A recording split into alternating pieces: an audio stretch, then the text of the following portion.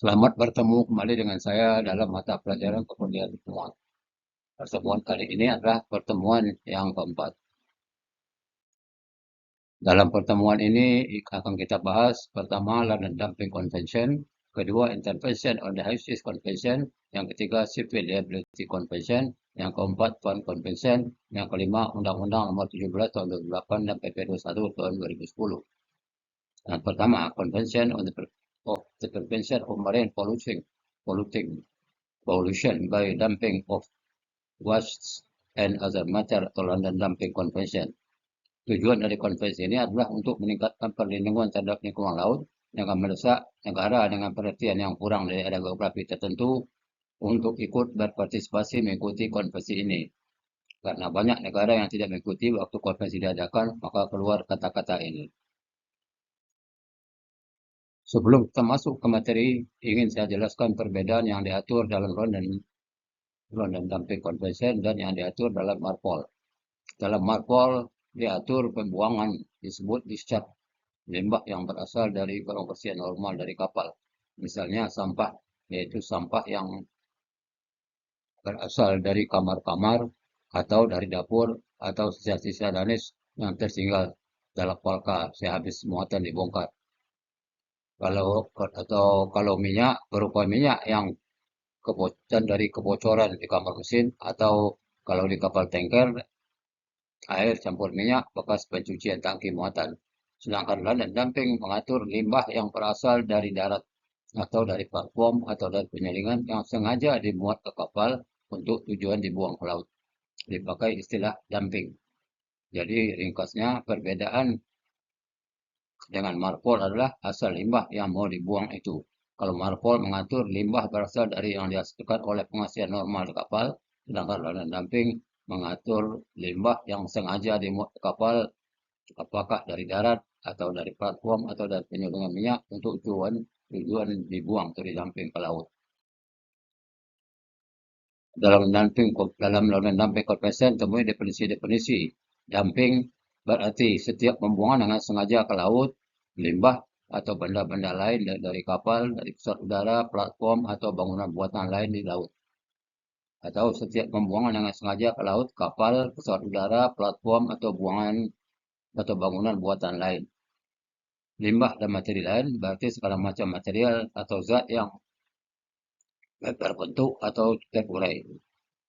Yang tidak termasuk dumping adalah pembuangan di laut limbah-limbah atau material lain yang kebetulan atau berasal dari pembersihan normal dari kapal, dari aircraft, platform atau bangunan buatan lainnya di laut. Yang ini diatur dalam MARPOL. Perlengkapannya selain dari limbah atau masalah lain yang diangkut oleh atau ke kapal, aircraft, platform atau bangunan buatan dan penempatan untuk barang tujuan selain dari sekadar pembuangannya dengan ketentuan penempatan itu tidak bertentangan dengan konvensi ini. C. Pembuangan limbah yang langsung dari atau berhubungan dengan eksploitasi material, eksplorasi mineral laut lepas pantai tidak dicakup dalam konvensi ini.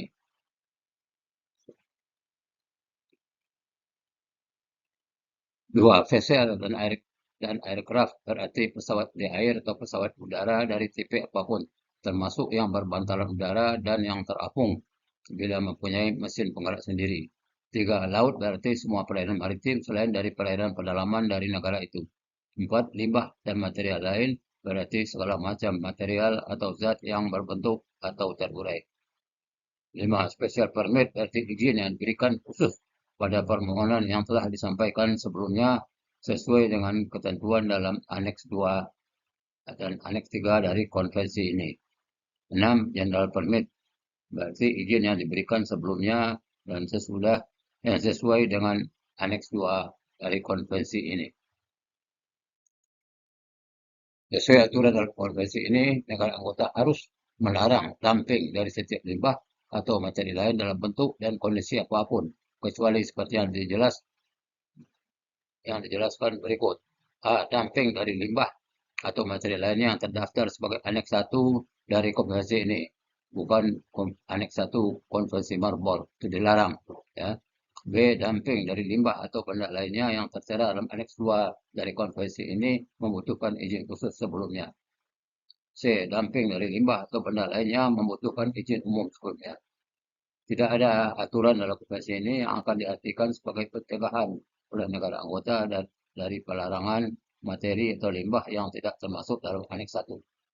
Ketentuan di atas tidak berlaku bila dumping diperlukan untuk keselamatan jiwa manusia atau kapal, pesawat udara, platform, atau bangunan buatan lainnya dalam keadaan force majeure yang disebabkan oleh cuaca atau setiap sebab lain yang mengakibatkan bahaya terhadap kehidupan manusia atau bahaya nyata terhadap kapal. 5. Setiap negara anggota harus menunjuk otoriti yang disediakan untuk menerbitkan spesial permit sebelum dan untuk dumping dari bahan-bahan seperti yang tercantum dalam Aneks 2 dalam keadaan yang tercantum dalam artikel 5.2. B. Menerbitkan jalan permit yang dibutuhkan sebelum untuk dumping semua benda. C. Menyimpan rekod mengenai bahan dan jumlah dari semua bahan yang diizinkan. D. Memonitor baik secara sendiri atau bekerja sama dengan anggota lain atau organisasi internasional kondisi dari laut-laut untuk maksud konvensi ini. Otoritas yang ditunjuk oleh sebuah negara akan menerbitkan special permit atau general permit sebelum dilaksanakan dumping yang dimuat dari teritorialnya dewa atau dimuat oleh kapal terpusat udara yang daftar di negara itu atau menyebarkan benderanya bila loading di teritorial dari negara yang bukan anggota dari konvensi ini. Aneks 1 menurut konvensi London Dumping, yaitu organohalogen compound, 2 merkuri dan merkuri compound, ketiga kadmium dan kadmium compound, 4 persisten plastik dan persisten sintetis material sebagai contoh jaring dan tali atau rope yang mungkin terapung atau mungkin tetap dalam suspensi dalam laut sedemikian rupa yang akan mengganggu perikanan, navigasi dan kegiatan yang sah lainnya. 5. Crude oil dan limbahnya, hasil penyulingan minyak, petroleum distillate residues, dan tiap campuran zat-zat itu yang dibawa kapal untuk tujuan dumping. 6. Limbah radioaktif tingkat tinggi atau material radioaktif tingkat tinggi lainnya yang dikenal dalam bidang kesehatan, biologikal atau dasar lainnya oleh badan internasional yang kompeten dalam bidang ini, yaitu International Atomic Energy Agency sebagai yang tidak cocok untuk dibuang ke laut. 7. Material dalam bentuk apapun, padat, cair, setengah cair, gas, atau dalam keadaan hidup yang dibuat untuk perang biologi dan kimia. 8. Paragraf terdahulu dari aneks ini tidak diterapkan terhadap material yang bisa dengan cepat menjadi tidak berbahaya dengan fisikal, dengan kimia, atau proses teknologi di laut dengan ketentuan mereka tidak membuat organisme laut yang dapat dimakan menjadi tidak enak. B. Membahayakan kesehatan manusia dan binatang setempat. 9. Aneks ini tidak berlaku terhadap limbah atau material lain seperti lumpur sewage dan lumpur pengarukan yang ada dalam material yang dalam paragraf 15 di atas sebagai jejak kontaminasi. Limbah-limbah tersebut akan menjadi aturan dalam Aneks 2 dan Aneks 3 sewajarnya. Yang diatur dalam Aneks 2 dari konvensi ini ialah limbah yang mengandung jumlah yang signifikan dari material berikut: arsenik, lead, koper, zinc dan senyawanya, organosilikon compound dan senyawa organosilikon, cyanide, fluoride, pestisida dan produknya yang tidak masuk dalam Aneks 1.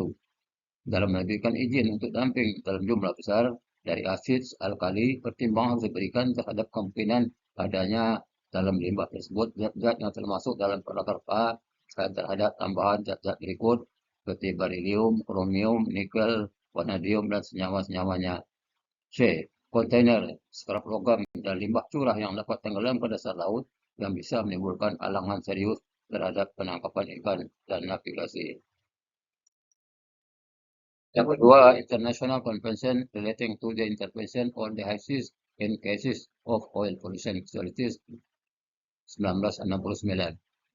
Anggota dari konvensi ini dapat mengambil tindakan di laut lepas yang diperlukan untuk mencegah, meringankan atau menghilangkan bahaya besar dan mengancam terhadap garis pantai mereka atau kepentingan yang berhubungan dari polusi atau ancaman oleh polusi oleh minyak menyusul suatu kecelakaan laut atau tindakan yang berhubungan dengan kecelakaan yang mungkin menyebabkan kerugian yang besar terhadap kepentingan negara tersebut.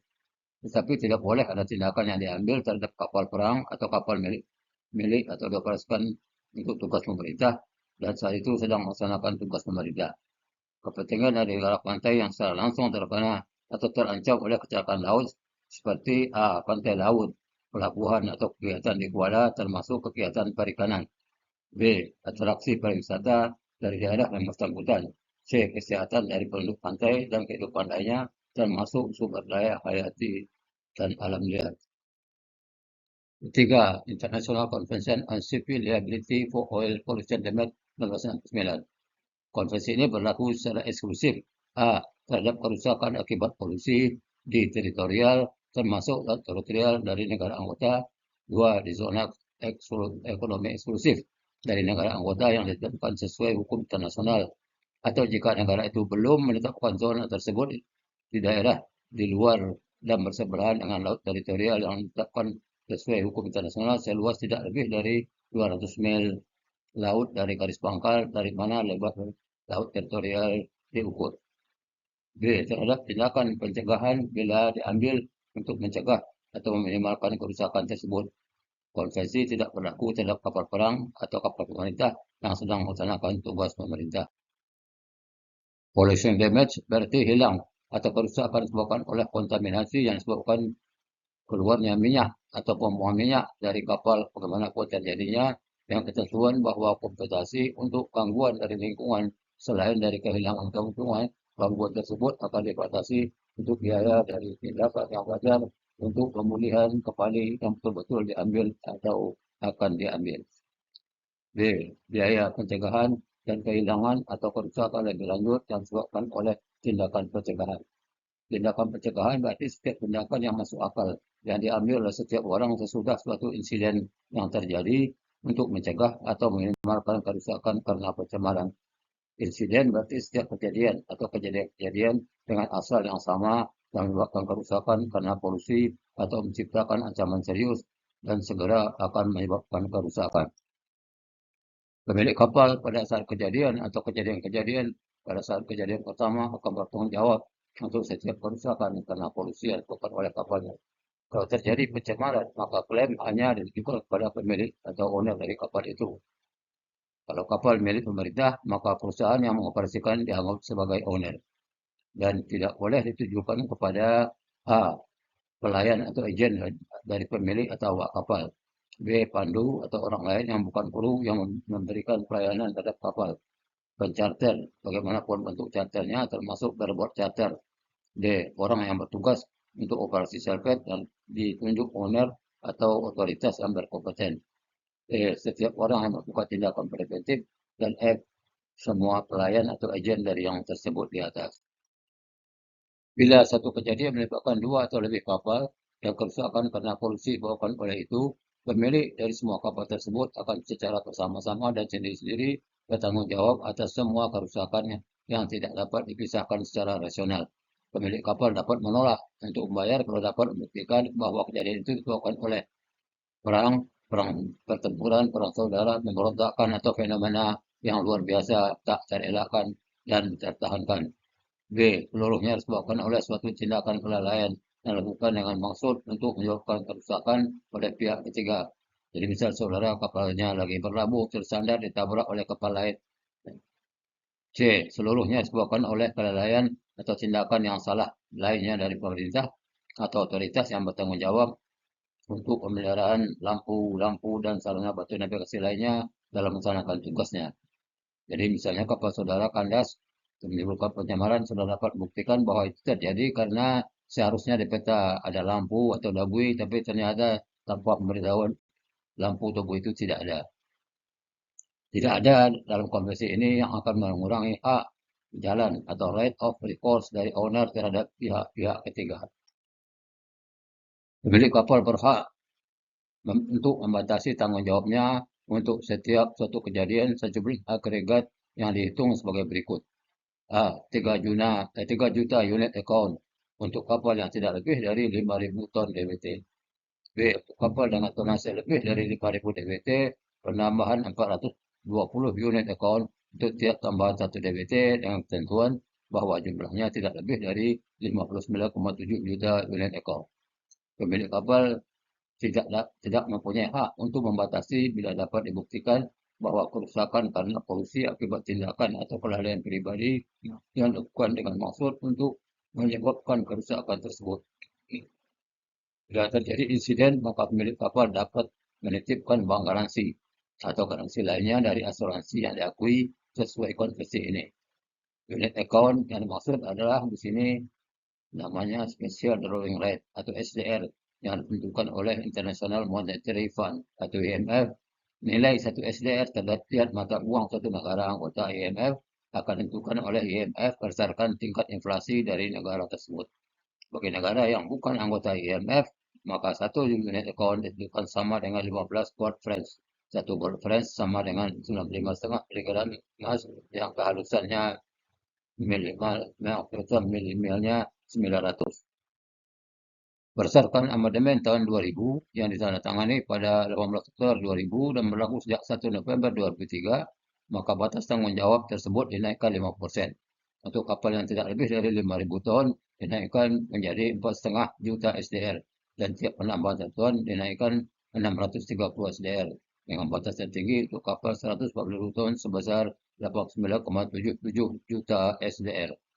Pemilik kapal yang membawa minyak sebagai muatan 2000 DWT atau lebih diharuskan mengasuransikan atau finansial security lainnya kewajibannya tersebut.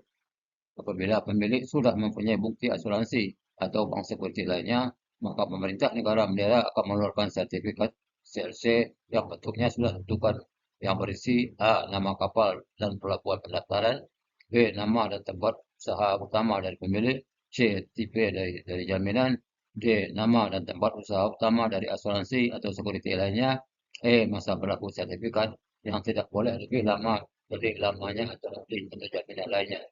Hak untuk mendapatkan kompensasi akan hilang kecuali sudah diajukan dalam 3 tahun sejak kerusakan dan paling lama 6 tahun. Apabila jaminan sudah disediakan, maka tidak ada hak lagi untuk menuntut terhadap aset lainnya dari pemilik kapal. CLC Convention 1969 berlaku sejak 19 Juni 1975. Kemudian ada perubahan dengan protokol 92 yang ditandatangani 27 November 2002 dan mulai berlaku sejak 30 Mei 1996. Kemudian ada amandemen tahun 2000 yang menaikkan batas tanggung jawab sebesar 50%. Amandemen tahun 2000 mulai berlaku sejak 1 November 2003. 4. International Convention on Establishment of International Fund for Oil Pollution Damage 1942. Tujuan dari konvensi ini adalah A. Untuk menyediakan kompensasi untuk kerusakan karena pencemaran bila pembayaran dari CLC tidak mencukupi. B. Untuk memberikan efek pada tujuan relatif dari konvensi ini. Fund akan membayar kompensasi kepada setiap orang yang menderita kerugian karena pencemaran bila orang itu tidak dapat kompensasi sesuai ketentuan dari CLC 1992. A. Karena tidak ada tanggung jawab yang timbul sesuai CLC. B. Karena pemilik bertanggung jawab untuk kerusakan tersebut sesuai CLC tapi tidak mampu memenuhi tanggung jawabnya secara penuh dan financial security yang disediakan sesuai CLC tidak mencukupi atau tidak memuaskan terhadap klaim untuk kompensasi. C. Karena kerusakan melebihi batas tanggung jawabnya. Fund tidak akan bertanggung jawab bila A. Dapat dibuktikan bahwa kerusakan karena perang, kerusuhan, perang saudara, atau karena pencemaran berasal dari kapal perang atau kapal yang diperlukan oleh pemerintah dalam menjalankan tugas pemerintah. B. Yang mengklaim tidak dapat membuktikan bahwa kerusakan disebabkan oleh insiden dari satu atau lebih kapal. Kecuali tentukan lain, jumlah kompensasi menurut Fund dan CLC tidak lebih dari 135 juta unit ekor. Kecuali kalau disebabkan fenomena alam, batas tanggung jawab bisa sampai 200 juta unit ekor dengan syarat bila terjadi pada 3 anggota yang menerima minyak pada tahun sebelumnya 600 juta ton atau lebih. Dan Fund berasal dari sumbangan perusahaan minyak di mana yang menerima minyak dalam 1 tahun 150 ton harus menyumbang. 5. Undang-undang dan peraturan nasional. Ketentuan yang diatur dalam Undang-Undang 17 tahun 2008 bab 12 tentang perlindungan hukum maritim. Pada pasal 226 disebutkan A. Penyelenggaraan perlindungan lingkungan maritim dilakukan oleh pemerintah. 2. Penyelenggaraan perlindungan lingkungan maritim juga maksud pada ayat 1 di atas dilakukan melalui A. Pencegahan dan penanggulangan pencemaran dari pengungsian kapal, dan B. Pencegahan dan penanggulangan pencemaran dari kegiatan kepelabuhanan. 3. Selain pencegahan dan penanggulangan maksud pada ayat 2, perlindungan lingkungan maritim juga dilakukan terhadap A. Pembuangan limbah di perairan, dan B. Penutupan kapal. Pada pasal 227, setiap awak kapal wajib mencegah dan menanggulangi terjadinya pencemaran lingkungan yang bersumber dari kapal. Sanksi sesuai pasal 324, setiap awak kapal yang tidak melakukan pencegahan dan penanggulangan terhadap terjadinya pencemaran lingkungan yang bersumber dari kapal guna dimaksud pada pasal 227 dipidana dengan pidana penjara paling lama 2 tahun, denda paling banyak 300 juta rupiah. Pasal 229, setiap kapal dilarang melakukan pembuangan limbah, sampah, kotoran, bahan kimia berbahaya dan beracun dari dan air balas, kecuali bila jarak pembuangan, volume pembuangan, dan kualitas buangan telah sesuai dengan syarat yang ditetapkan dalam ketentuan perundang-undangan. 3. Setiap kapal dilarang mengeluarkan gas buang yang melebihi ambang batas sesuai dengan ketentuan peraturan perundang-undangan. Sanksinya diatur dalam pasal 325. A. Setiap orang yang melakukan pembuangan limbah, air balas, kotoran, sampah, atau bahan lain ke perairan di luar ketentuan perundang-undangan sebagaimana dimaksud dalam pasal 229 ayat 1 dipidana dengan pidana penjara paling lama 2 tahun dan denda paling banyak 300 juta rupiah. B. Jika perbuatan tersebut mengakibatkan rusaknya lingkungan hidup atau tercemarnya lingkungan hidup, dipidana dengan pidana penjara paling lama 10 tahun dan denda paling banyak 500 juta rupiah. Jika mengakibatkan kematian seseorang, dipidana dengan pidana penjara paling lama 15 tahun dan denda paling banyak 2,5 miliar. Pasal 230.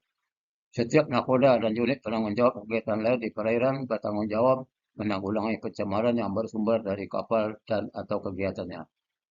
2. Setiap nakoda atau penanggung jawab unit kegiatan lain di perairan wajib segera melaporkan kepada sabandar terdekat dan atau unsur pemerintah lain yang terdekat mengenai terjadinya pencemaran perairan yang disebabkan oleh kapalnya atau yang bersumber dari kegiatannya apabila melihat adanya pencemaran dari kapal dan atau kegiatan lain di perairan. Sanksi berdasarkan pasal 39 dari PP 21 tahun 2010 tentang perlindungan maritim. Setiap nakoda yang tidak melaksanakan kewajibannya untuk melaporkan pencemaran yang berasal dari kapalnya dikenai sanksi administratif berupa pembekuan sertifikat keahlian selama paling lama 1 tahun. Setiap orang yang tidak melaksanakan kewajibannya melaporkan kepada penjaga laut dan pantai tentang pembuangan limbah dikenai sanksi administratif berupa denda sebesar 30 juta rupiah. PP 21 tahun 2010 tentang perlindungan lingkungan maritim. Pasal 3.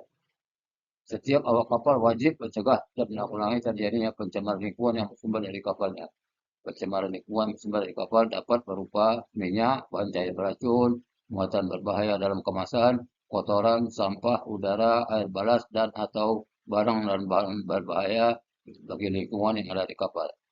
Dalam melakukan penanggulangan pencemaran, awak kapal sesuai dengan jabatannya yang tercantum dalam pestil di kapal wajib A. Melokalisir minyak dengan menggunakan alat oil boom. B. Mengisap minyak dengan alat pengisap minyak oil skimmer. C. Menyerap minyak dengan bahan penyerap atau absorben. D. Mengurai minyak dengan menyiramkan bahan kimia pengurai ramah lingkungan atau dispersen. E. Melaporkan kepada sabandar terdekat dan atau unsur pemerintah lainnya yang terdekat.